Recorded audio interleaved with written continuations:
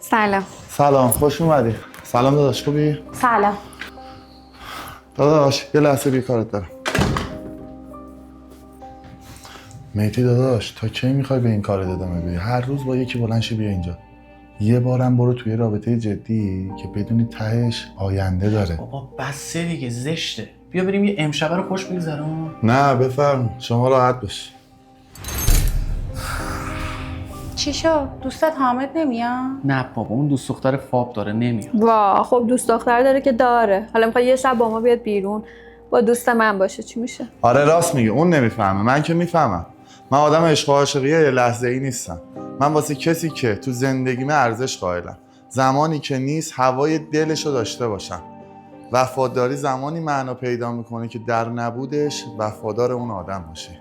شما هم به عشق و حالتون برسید.